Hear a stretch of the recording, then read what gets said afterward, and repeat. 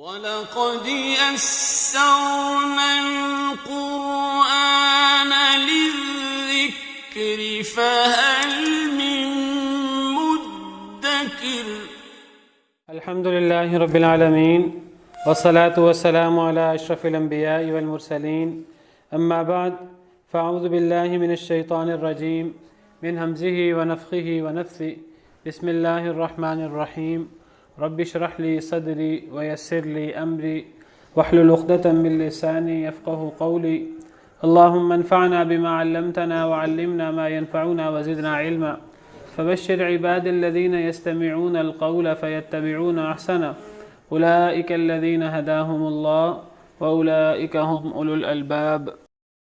فالتقمه الحوت وهو مليم فلولا أنه كان من المسبحين للبث في بطنه إلى يوم يبعثون فنبذناه بالعراء وهو سقيم وأنبتنا عليه شجرة من يقطين وأرسلناه إلى 100,000 أو يزيدون فآمنوا فمتعناهم إلى حين.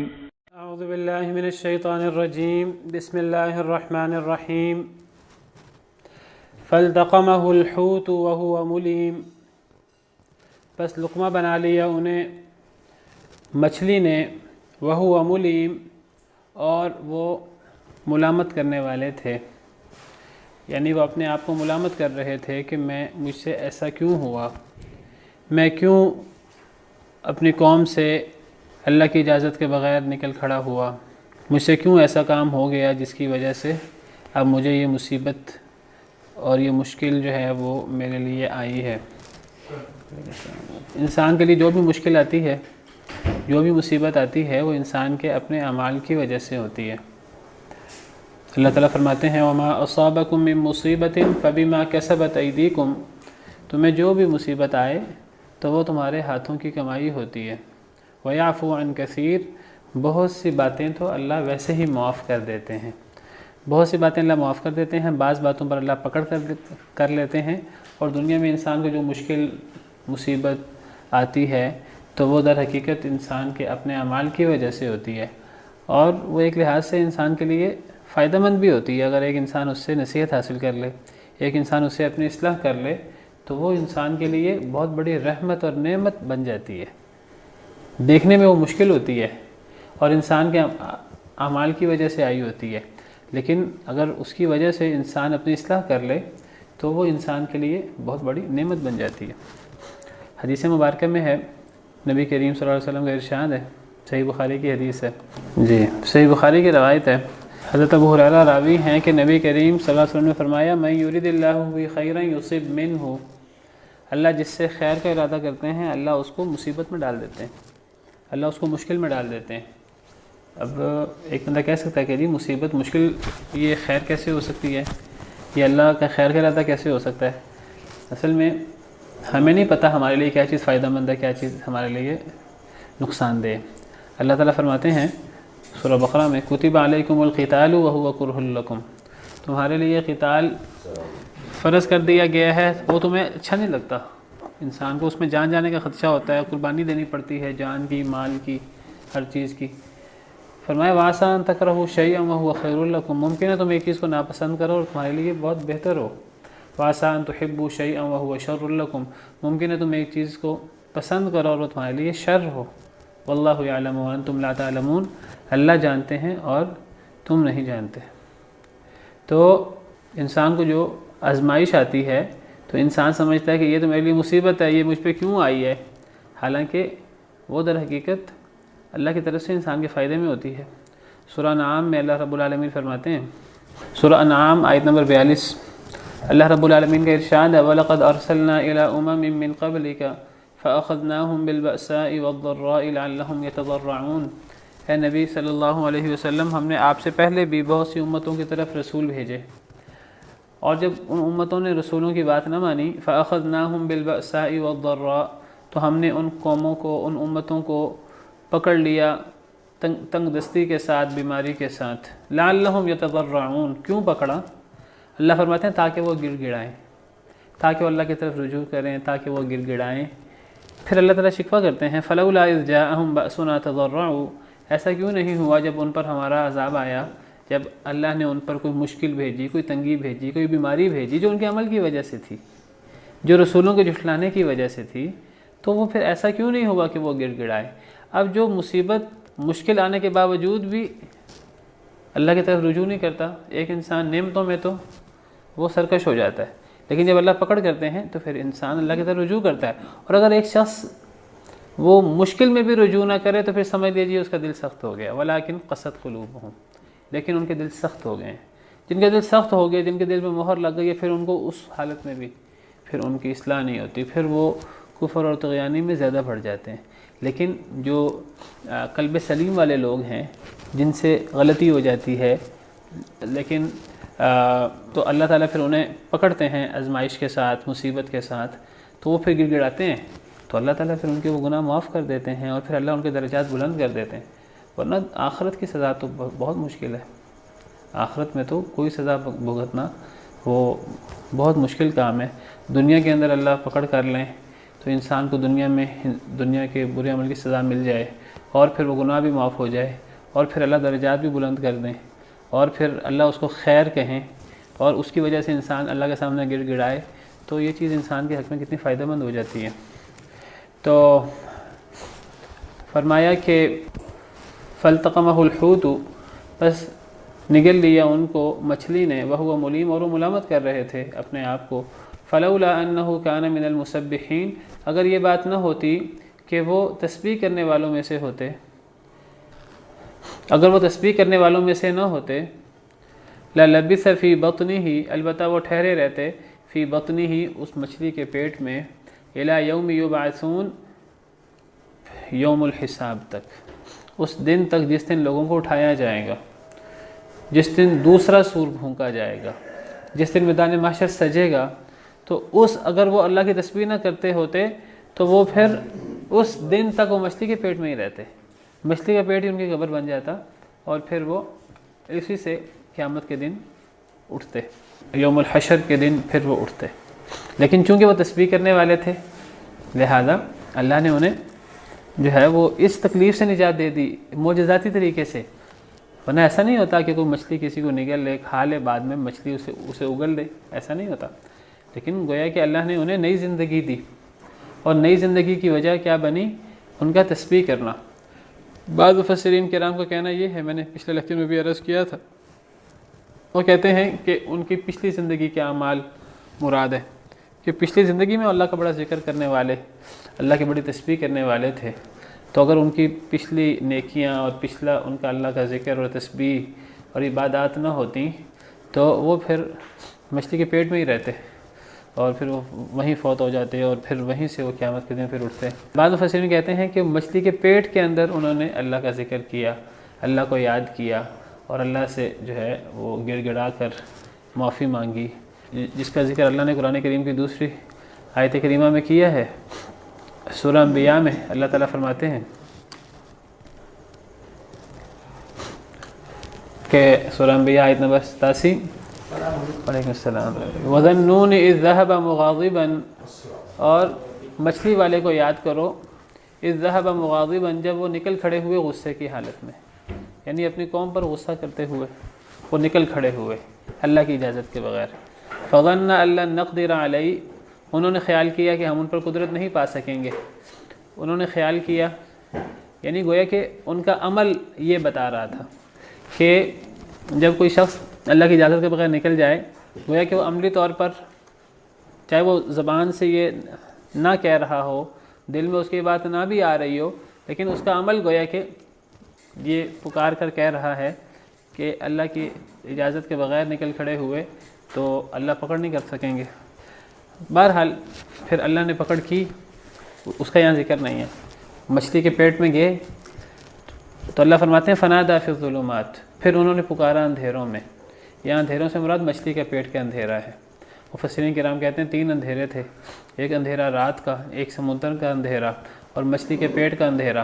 تو وہ اندھیرا در اندھیرا، تو اس میں پھر انہوں نے اللہ کو پکارا، اللہ الہ الا انت سبحانک انی کنت من الظالمین، ان الفاظ کے ساتھ اللہ کو پکارا، اور ان الفاظ کے ساتھ انہوں نے اللہ کی بڑائی بیان کی، اللہ کی پاکی بیان کی ہر قسم کے عیب سے، اور جو دنیا جہاں کے لوگ اللہ کے ساتھ اللہ کے بارے میں الٹے سیدھے عقیدے رکھتے ہیں، اور اللہ کی ہر لحاظ سے پاکی بیان کی، اور پھر اپنی غلطی کا اظہار کیا کہ میں ہی ظالم تھا، مجھ سے ہی غلطی ہوئی، اے اللہ آپ ہر لحاظ سے پاک ہیں، اور آپ کے علاوہ کوئی معبود برحق نہیں ہے جو اب اس مشکل سے مجھے نکال سکے۔ تو پچھلے لیکچر میں بھی عرض کیا تھا کہ دعا کے اندر اصل مقصود اللہ کی بڑائی اور انسان اپنی عاجزی کہ اے اللہ میرا آپ کے علاوہ کوئی نہیں ہے، اگر آپ نے مجھے معاف نہ کیا تو پھر میں تو تباہ و برباد ہو گیا، اگر آپ نے میرا خیال نہ کیا، اگر آپ نے میری دستگیری نہ کی تو پھر میری آپ کے علاوہ کون دستگیری کرے گا۔ ایاک نعبد و ایاک نستعین، اے اللہ ہم آپ کی عبادت کرتے ہیں، آپ کے علاوہ ہم کسی سے مدد نہیں مانگتے، تو آپ کے علاوہ کون گناہ معاف کرنے والا ہے، ومن یغفر الذنوب الا اللہ، کون گناہوں کو معاف کرنے والا اللہ کے علاوہ۔ یہ ہے دعا کا اصل مغز۔ دعا کے اندر اللہ کی بڑائی جتنی بیان ہو سکے، اللہ کو اللہ کے مبارک ناموں کا واسطہ دیا جائے اور اپنی عاجزی بیان کی جائے، اور اگر انسان عملاً بھی سجدے میں ہو، ایسی کیفیت میں ہو کہ انسان سجدے میں ہو، تو پھر وہ دعا فقمین ان یستجاب لکم حدیث میں آتا ہے، تو وہ زیادہ پھر ایسی دعا لازماً قبول ہوتی ہے جو انسان سجدے میں، انسان خود بھی سجدے میں ہو، ناک رگڑ رہا ہو زمین پہ، اور انسان جو ہے وہ اپنی عاجزی بیان کر رہا ہو، اپنی ذلت کہ میں بڑا کمزور ہوں، اور اللہ کی عظمت بیان کر رہا ہو، اور جو ہے وہ تو اللہ تعالیٰ جو ہے وہ دعا قبول کرتے ہیں۔ اللہ تعالیٰ فرماتے ہیں فاستجبنا له ونجیناہ من الغم، ہم نے ان کی دعا قبول کی اور ہم نے ان کو غم سے نجات دی، وکذالک ننجی المؤمنین، اور اسی طرح ہم مومنین کو بھی نجات دیتے ہیں۔ تو مومنین کو ہر غم سے نجات ملتی ہے اس دعا سے اور اس جیسی دعا سے۔ بعض مفسرین علماء کہتے ہیں کہ ہمیں ان لوگوں پر بڑا تعجب ہوتا ہے کہ جو لوگ غم میں ہوتے ہیں اور وہ مسلمان ہیں، قرآن بھی پڑھتے ہیں اور وہ یہ دعا نہیں کرتے۔ ایک انسان غم میں ہو اور اللہ وعدہ کرتے ہیں کہ حضرت یونس علیہ السلام نے ہمیں غم میں پکارا تھا، ہم نے ان کی دعا قبول کی تھی، اور اللہ وعدہ کرتے ہیں کہ ہم ہر مومن کو اس طرح نجات دیں گے غم سے۔ اللہ کا وعدہ بھی موجود ہے، اللہ نے طریقہ بھی بتایا غم سے نجات کا۔ ایک بندے نے یہ پڑھا بھی ہے، مسلمان بھی ہے، پھر وہ غموں کا شکار ہوتا ہے اور پھر وہ یہ دعا نہیں کرتا۔ تو علماء کہتے ہیں ہمیں تعجب ہے ایسے شخص پر جو غم میں ہونے کے باوجود وہ اب ادھر بھاگتا ہے، ادھر بھاگتا ہے، ادھر بھاگتا ہے، اس کو نہیں پتہ اللہ نے تو اس کا حل یہ بتایا ہے۔ تو یہ صرف حضرت یونس علیہ السلام کے لیے نہیں ہے خاص، یہ اللہ نے فرمایا کہ ہر مومن کے ساتھ جو خلوص سے پکارے گا اللہ کو تو اللہ تعالیٰ اسے نجات دیں گے۔ اگر نماز کا سجدہ ہوگا تو اس میں جو وضو ضروری ہوگا، نماز کے علاوہ انسان سجدے میں دعا کر لے۔ دعا کے لیے جو ہے نا وہ وضو کی ضرورت نہیں ہے، تو انسان جو ہے سجدے میں دعا کرے۔ انسان بیٹھا ہے، بیٹھے انسان کا وضو بھی نہیں ہے، انسان جیسے میں اللہ سے کوئی دعا کروں تو انسان سجدے میں گر کے اللہ سے دعا کرے۔ ہاں جماعت کے سجدے میں کرے۔ جماعت کے سجدے میں بعض میں اتنا وقت نہیں ملتا، کیونکہ جو باجماعت نماز ہے نا اس کو ہلکی پڑھنے کا حکم ہے، تو جو عام طور پہ نفلی، لیکن اس میں یہ نہیں کہ دعا کرنا منع ہے، اس میں بھی انسان دعا کر سکتا ہے اگر وقت ملے تو۔ نفلی نماز میں لمبا انسان کی اپنی نماز ہے، انسان جتنی مرضی لمبی کرے۔ دیکھیے اصل چیز یہ ہے کہ انسان کی نفلی نماز لمبی ہو اور انسان کی فردی نماز چھوٹی ہو، لیکن ہماری فردی نمازیں جو دکھاوے کی ہوتی ہیں وہ لمبی ہو جاتی ہیں، اور ہماری جو نفلی نمازیں ہیں وہ ہیں ہی نہیں، اور اگر ہیں تو وہ فردی سے بہت چھوٹی ہیں۔ تو بہرحال اللہ معاف کرے، یہی تو وجہ ہے ہم دنیا میں آج پیچھے ہیں اور ذلیل ہیں، ورنہ اصل چیز یہ ہے کہ انسان کی نفلی نماز لمبی ہوتی ہے، جس میں ریاکاری بھی نہیں ہوتی، جو ہوتی بھی گھر کے اندر ہے، جس میں کوئی دیکھ بھی نہیں رہا ہوتا، تو اس میں وقت بھی بہت زیادہ ہوتا ہے۔ تو انسان جتنی لمبی مرضی گھنٹہ انسان اللہ سے دعا کرے، تو عام طور پہ فرضی نماز میں وہ وقت نہیں ملتا، لیکن میں یہ نہیں کہہ رہا فرضی نماز میں دعا قبول نہیں ہوتی، اس میں بھی دعا قبول ہوتی ہے۔ انسان سجدے کے اندر موقع مل جائے انسان کو، انسان دعا کرے، لیکن بس یہ ہے کہ نماز کے اندر دعا ہوگی تو وہ دعا عربی میں ہوگی۔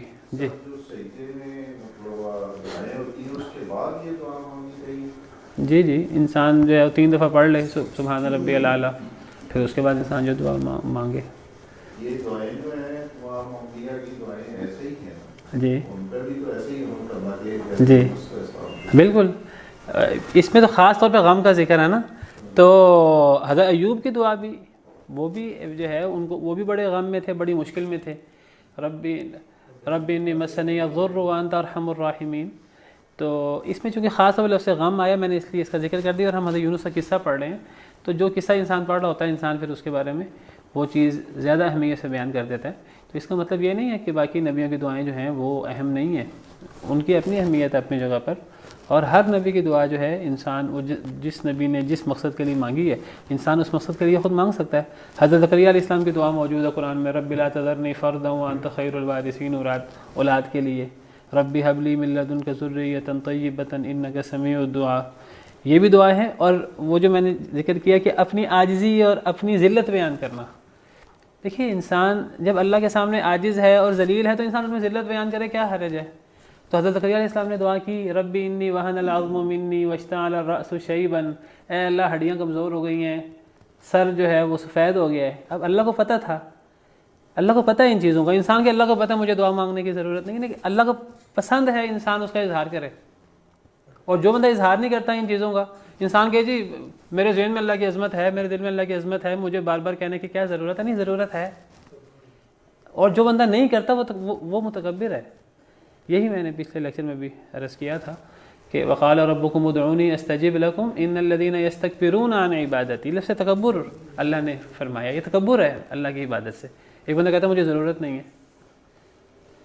تو اللہ عظیم ہے، سب سے بڑے ہیں، اور انسان حقیر ہے، ذلیل ترین ہے.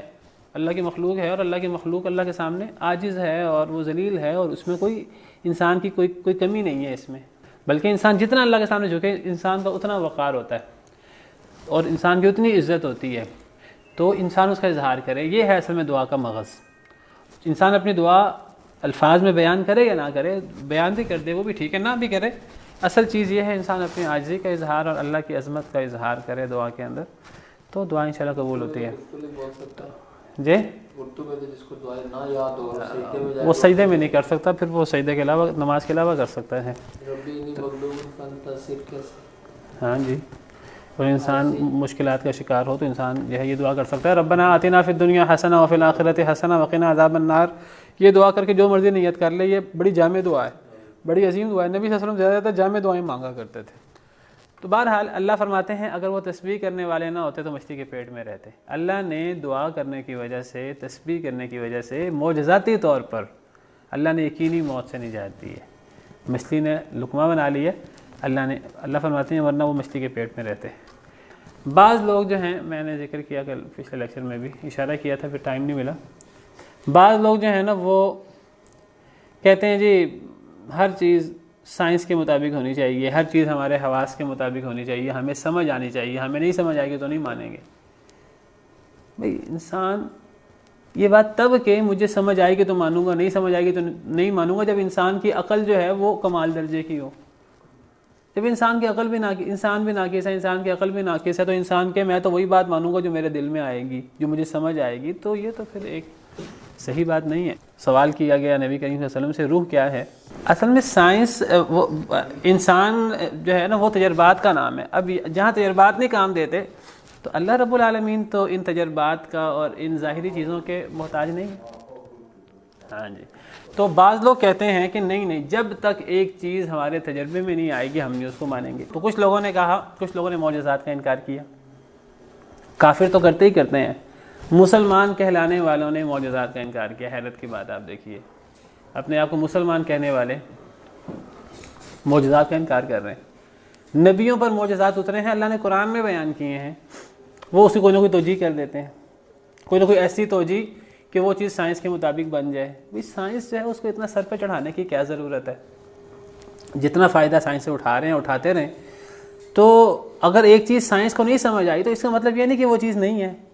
سائنس جو ہے وہ جس طرح انسان ناقص ہے تو سائنس بھی ناقص ہے.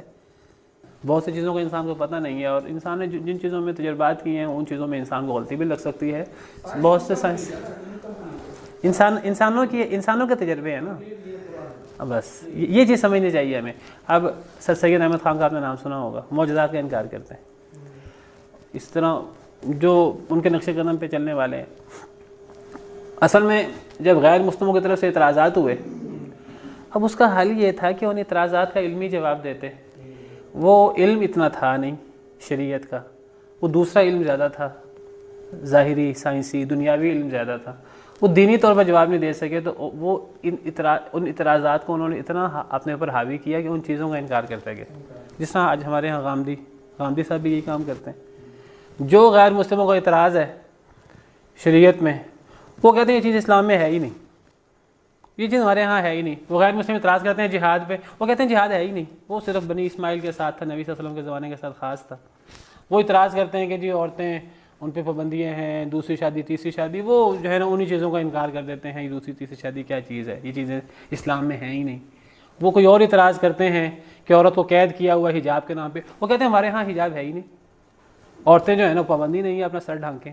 وہ چہرہ ڈھانکنا تو دور کی بات، سر ڈھانکنے کی بھی پابند نہیں ہے، یہ کوئی قرآن کا حکم نہیں ہے. یعنی وہ اعتراضات کا جواب نہیں پتہ، اعتراضات کا جواب دیں علمی طور پر. وہ علمی طور پہ جواب دینے کی بجائے وہ سرنڈر کرتے گئے ان کو مطمئن کرنے کے لیے. وہ تو کبھی مطمئن نہیں ہوں گے. آپ یہودی بن جائیں، عیسائی بن جائیں تو وہ مطمئن ہو جائیں گے، ورنہ آپ ان کی 90 باتیں مان لیں 100 میں سے، وہ پھر بھی مطمئن نہیں ہوں گے. وَلَن تَرْضَىٰ عَنْكَ الْيَهُودُ وَلَا النَّصَارَىٰ حَتَّىٰ تَتَّبِعَ مِلَّتَهُمْ. تو سر سید احمد خان اور ان کے ہم نوا وہ اس کا کیا معنی کرتے ہیں؟ وہ کہتے ہیں کہ مسبحین سے مراد یہاں تسبیح نہیں ہے. جنہوں نے گرامر پڑھی ہے تو مسبحین یہ باب تفعیل ہے، اور سبح یسبح تسبیح، اور اسی سے مسبح تسبیح کرنے والے. اچھا، ایک اسی روٹ ورڈ سے ایک لفظ ہے سبح، ایک ہے سبح. سبح کہتے ہیں تسبیح کرنے کو اگر با پہ شد ہو، اور ایک ہے با کی شد کے بغیر، وہ کہتے ہیں تیرنے کو. وہ اس کا معنی کرتے ہیں معجزات کا انکار کرنا نا، آپ کوئی نہ کوئی توجیہ کرنی ہے معجزات کی. تو وہ کہتے ہیں کہ وہ مچھلی کے پیٹ میں نہیں گئے تھے. وہ کہتے ہیں کہ حضرت یونس کو تیرنا آتا تھا، تو اگر ان کو تیرنا نہ آتا تو مچھلی کے پیٹ میں رہتے، مچھلی کھا لیتی ان کو، اور مچھلی کے پیٹ میں رہتا. چونکہ ان کو تیرنا آتا تھا، مچھلی نے ان کو لقمہ بنانا چاہا، وہ تیزی سے تیر کے نکل گئے اور کنارے پہ چلے گئے معجزات سے بچنے کے لیے. اور دیگر معجزات ہیں قرآن کریم میں. اب جو معجزات حدیث میں ہیں، وہ حدیث کو تو اہمیت ہی نہیں دیتے نا.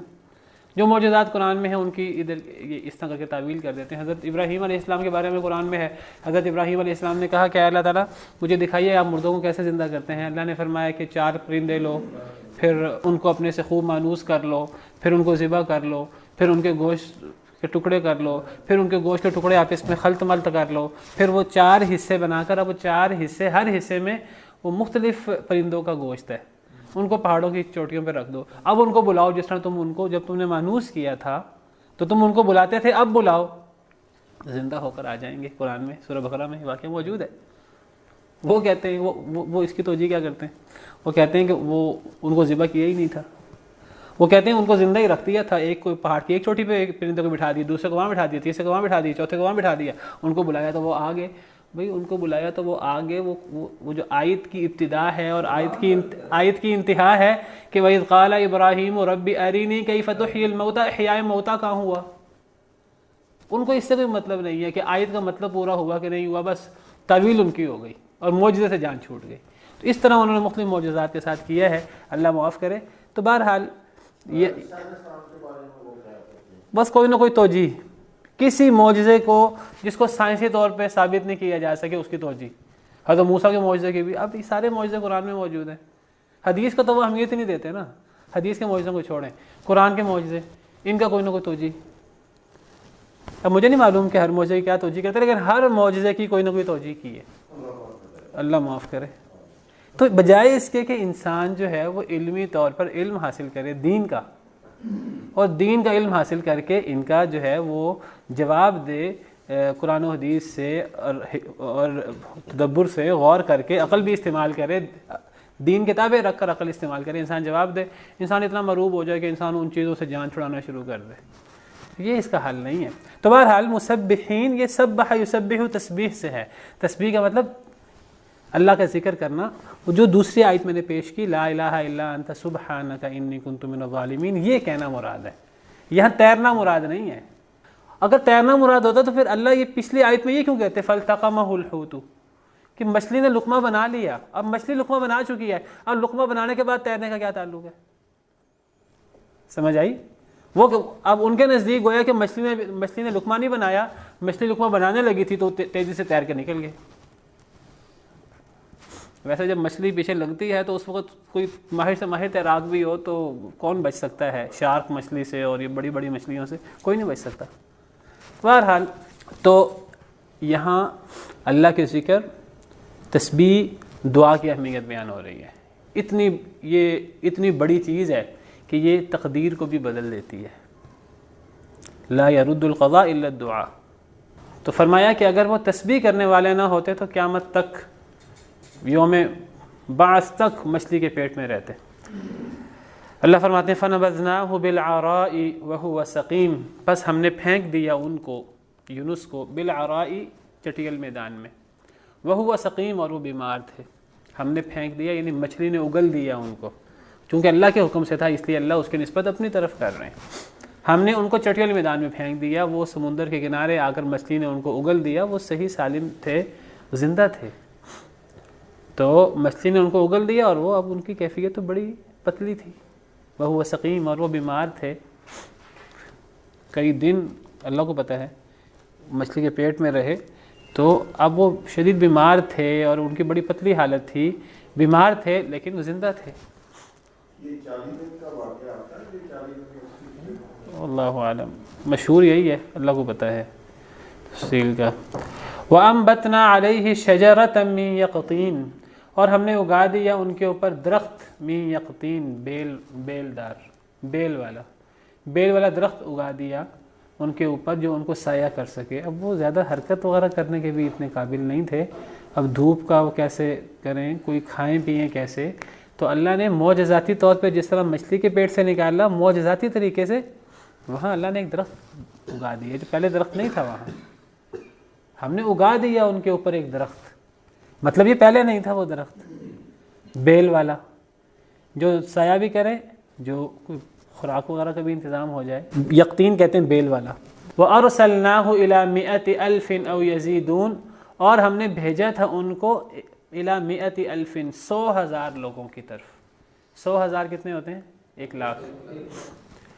عربی زبان میں ہزار سے اوپر گنتی نہیں ہے، تو پھر الف، الفانی، 3,000 پھر 10,000 10,000 پھر 100,000 1,00,000 پھر الف 1,000,000 10,00,000، اس طرح کر کے جو ہے نا گنتی بڑھتی جاتی، کیونکہ ان کے ہاں وہ جو ان کا عملہ تھا، جو ان کے سکے تھے وہ بڑے قیمتی تھے، وہ لوگوں کے پاس وہ سکے زیادہ نہیں ہوتے تھے۔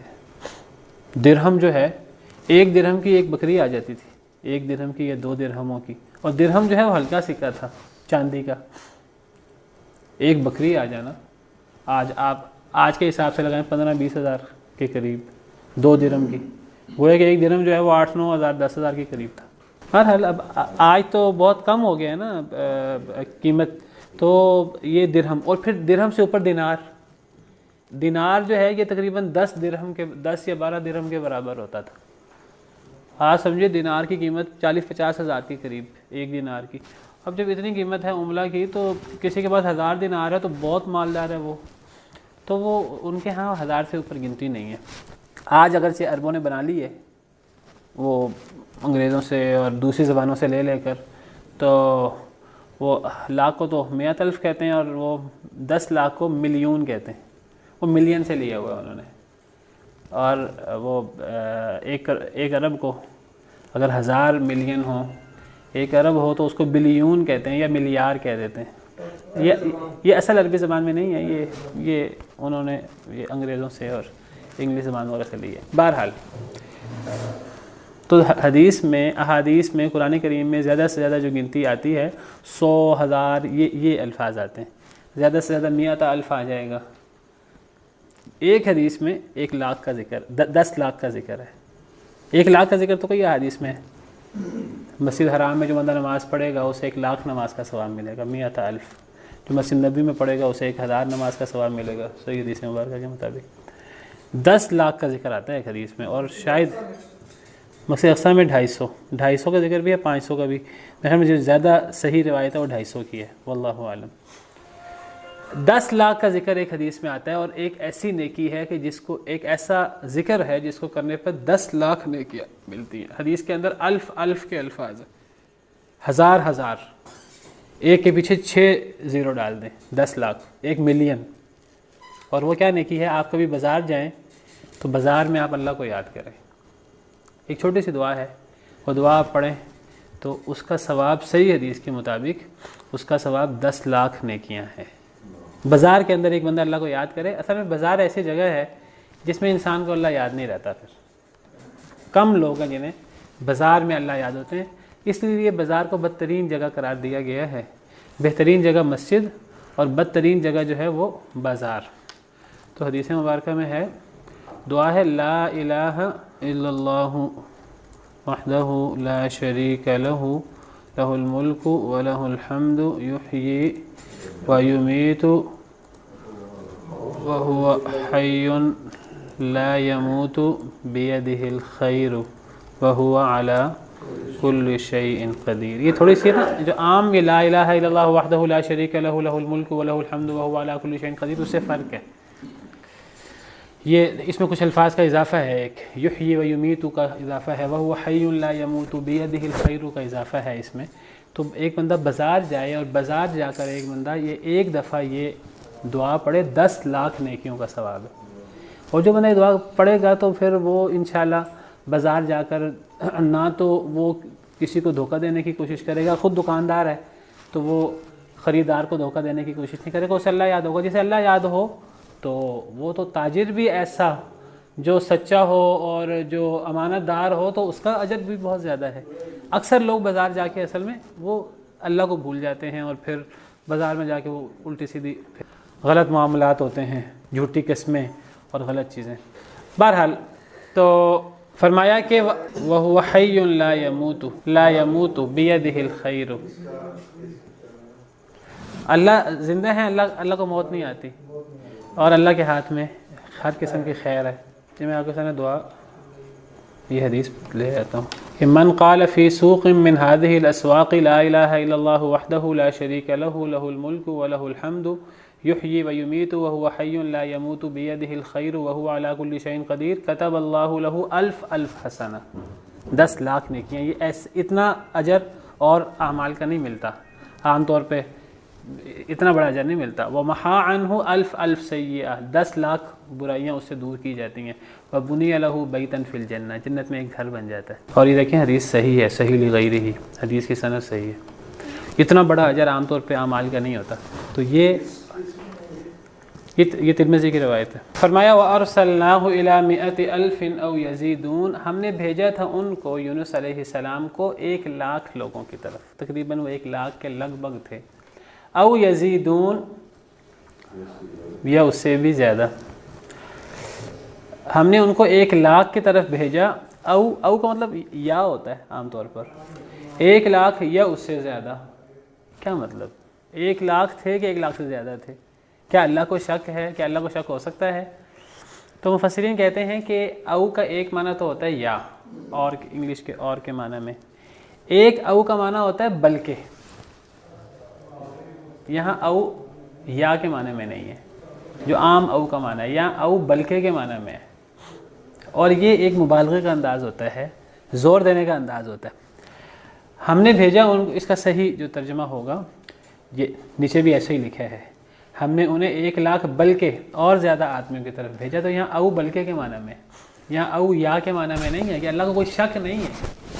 یہ ایک عربی زبان کا انداز ہے کہ یہ بتانے کے لیے کہ وہ 1 لاکھ سے زیادہ ہی تھے لازماً، تو ایک انداز ہے عربی زبان کا کہ ہم نے 1 لاکھ کی طرف بھیجا بلکہ وہ 1 لاکھ سے زیادہ تھے۔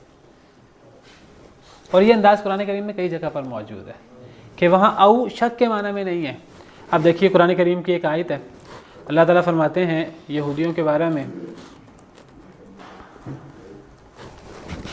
اللہ فرماتے ہیں ثم قست قلوبکم من بعد ذلک فہی کالحجارۃ او اشد قسوہ، پھر تمہارے دل سخت ہو گئے اس کے بعد۔ یہودیوں کی بات ہو رہی ہے، پہلے پارے میں یہودیوں کا ذکر ہے۔ تو وہ پتھر کی طرح ہوگے یا اس سے بھی زیادہ سخت. یہ کوئی شک نہیں ہے اللہ کو کہ وہ پتھر کے برابر سخت دل تھے کہ پتھر سے بھی زیادہ سخت تھے. یہ شک نہیں ہے, یہ اصل میں مبالغے کا انداز ہے. اس کا صحیح ترجمہ ہے پھر تمہارے دل سخت ہو گئے اس کے بعد, بس وہ پتھر کی طرح ہو گئے بلکہ پتھر سے بھی زیادہ سخت ہو گئے. وہ پتھر جیسے بھی نہیں تھے, پتھر سے بھی سخت تر تھے وہ. یہ نیچے بھی یہی ترجمہ ہے. پھر اس کے بعد تمہارے دل پتھر جیسے بلکہ اس سے بھی زیادہ سخت ہو گئے. تو قرآن کریم میں یہ انداز کئی جگہ پر ملتا ہے.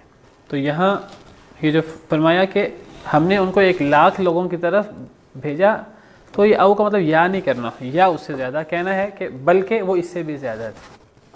تو زور ہے اس میں, 1,00,000 سے زیادہ تھے لازماً. فآمنوا, پس وہ سب ایمان لے آئے. حضرت یونس علیہ السلام تو اپنی وہ مشکلات میں, سمندر میں, مچھلی کے پیٹ میں اور بیماری کی حالت میں, پیچھے سے ساری قوم ایمان لے آئی.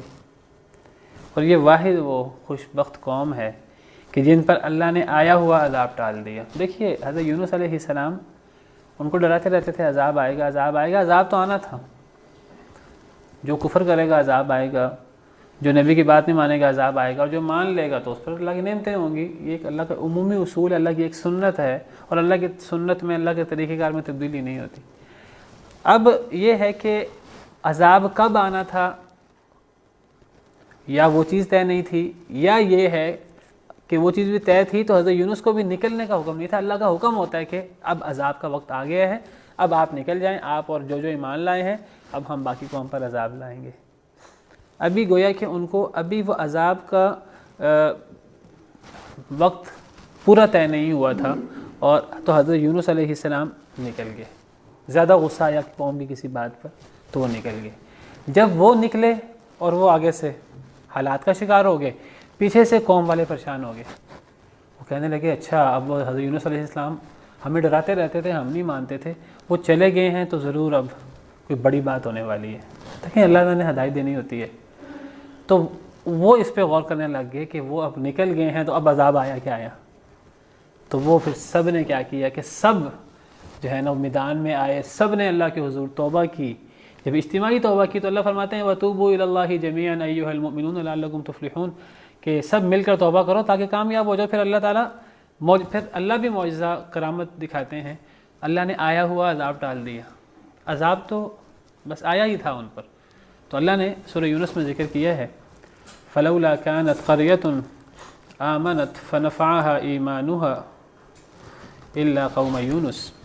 اللہ فرماتے ہیں سورہ یونس آیت نمبر 98, اللہ فرماتے ہیں ایسی بستی کیوں نہ ہوئی, کوئی بستی کیوں نہ ہوئی جو ایمان لاتی اور اس کو اس کا ایمان فائدہ دیتا سوائے قوم یونس کے. یعنی قوم یونس کے علاوہ دنیا میں کوئی بستی ایسی نہیں ہوئی. یہ واحد ایک بستی تھی کہ وہ نبی کا اس طرح جانا بھی انہیں فائدہ دے گیا. تو یہ واحد بستی ہے کہ عذاب طے تھا اور عذاب آنے والا تھا, لیکن یہ ایمان لے آئے, اللہ نے آیا ہوا عذاب ٹال لیا. آپ دیکھیں توبہ کا فائدہ اور توبہ کی اہمیت, اجتماعی توبہ کی اہمیت کتنی زیادہ ہے. ورنہ اللہ کا عذاب آیا ہو, اللہ توبہ بھی قبول نہیں کرتے. اللہ فرماتے ہیں کہ اللہ باقی قوموں کا ذکر کرتے ہوئے شکوہ کرتے ہیں ایسی قوم کیوں نہ ہوئی کوئی دوسری جو ایمان لاتی اور اس کو بھی اس کا ایمان فائدہ دیتا سوائے قوم یونس کے. یہ ایک ہی قوم دنیا میں ایسی ہوئی ہے. لما آمنوا, جب وہ ایمان لے آئے, کشفنا عنہم عذاب الخزی فی الحیات الدنیا, ہم نے کھول دیا ان سے رسوائی کا عذاب دنیا کی زندگی میں. اللہ نے آیا ہوا عذاب ٹال دیا. دیکھیے جب ایک عذاب آ جاتا ہے اور عذاب شروع ہو جاتا ہے نا, پھر توبہ نہیں ہوتی.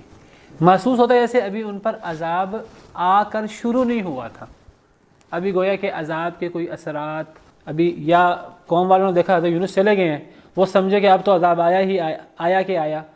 تو اس کیفیت میں جب وہ گھبرا گئے اور ایمان لے آئے, تو اب اللہ نے تو طے کیا ہوا تھا, تقدیر میں لکھا ہوا تھا عذاب آنا ہے.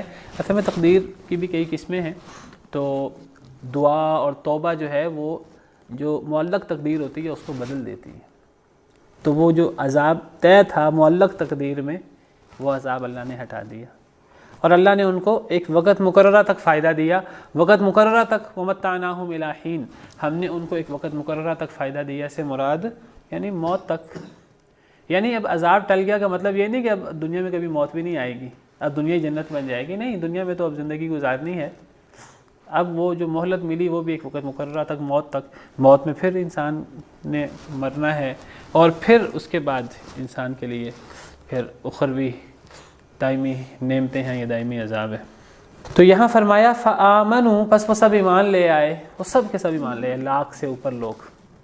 فمتعناہم الی حین, تو ہم نے ان کو فائدہ دیا ایک وقت مقررہ تک, یعنی موت تک. سبحانک اللہم ربنا وبحمدک, اشہد ان لا الہ الا انت, استغفرک واتوب الیک. برحمه تحلو الحياة شوقا إلى